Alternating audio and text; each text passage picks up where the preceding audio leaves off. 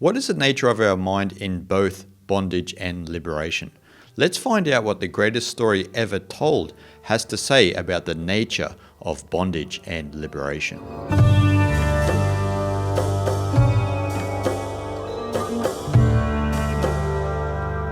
In the ancient text of the Ashtavakra Gita, one of the central principles in this text is liberation and how to overcome bondage. Now, if you're unfamiliar with the Ashtavakra Gita, this is what is known as a Nididhyasana text. Now, these are a group of texts that one comes across on the cusp of enlightenment or beyond the pale of enlightenment. And all throughout the Ashtavakra Gita, there are many, many verses on bondage and liberation. And I'll read two important verses today for you, which pinpoint the mind's function and how it operates when we are in either bondage and or liberation. And in doing so, I will explain to you an important analogy in how it functions differently between bondage and liberation. Now, let me read these two important verses for you. It is bondage when the mind desires or grieves at anything, rejects or accepts anything, feels happy or angry at anything. Liberation is attained when the mind does not desire or grieve or reject or accept or feel happy or angry. So as you see in the second verse, the liberated mind is completely free of judgments, completely free of being a hostage to sensory experience and a personal subjective viewpoint, because the liberated mind has overcome all conditioning.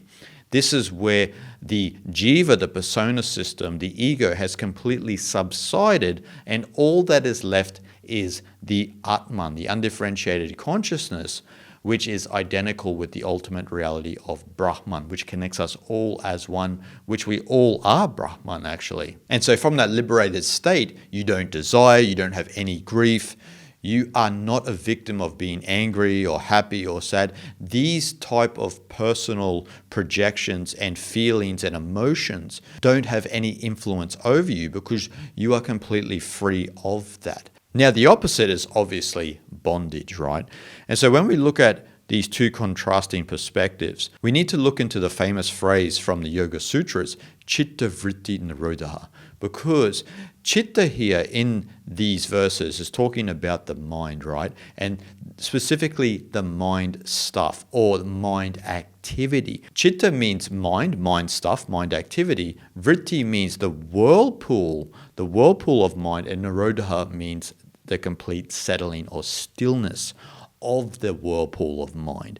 And so this whirlpool we all have through the conditioning we all have to endure throughout our life. And it's only those who become aware of it that begin to settle this. Now, the easiest analogy for me to explain to you so that you understand this is the wave and the ocean analogy, or the water and the ripples analogy. So if we look at a lake, right? A lake's nature is pristine, clear, pure, reflective. When it's completely still, we can see into the nature of the lake. Now that would be the Atman. We can see the nature of Atman, our undifferentiated consciousness, when our mind is completely still.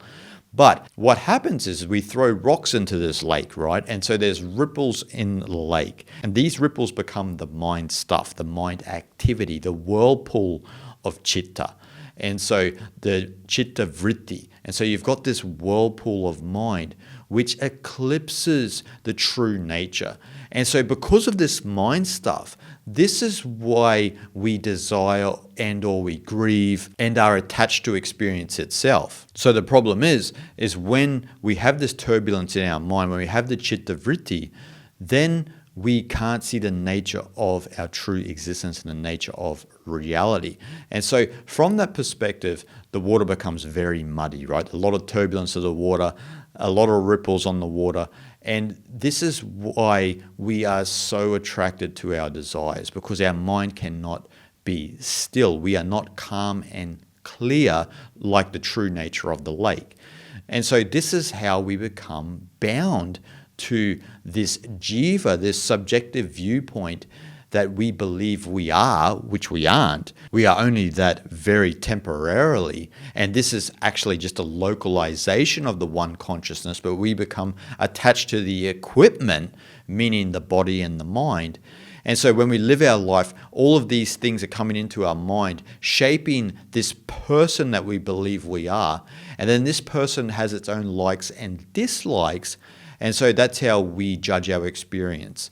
We will follow the likes and dislikes that we have, and that becomes our path in life. But this is a grand hypnosis because we are only pursuing our desires and we are trying to avoid what we dislike, and we suffer when life doesn't go our way, and so we grieve, and so we are attached to this subjective viewpoint. So we are bound. And so what we do is we are attracted to just the ripples in the mud in the lake. And this is what agitates our mind. This is the mind stuff. And so that builds our experience. And that builds the hypnosis of duality, where we think that reality is this and that.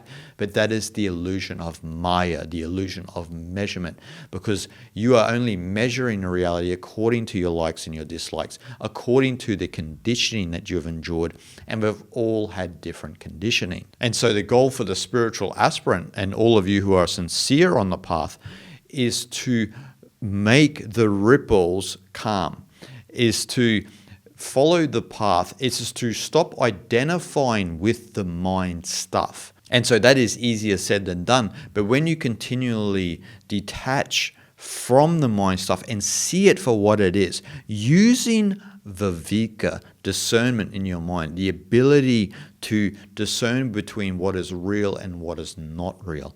And all that we are doing a lot of the time is our awareness is getting entangled in the mind stuff, in the activity of the mind. And so then we wander with the mind.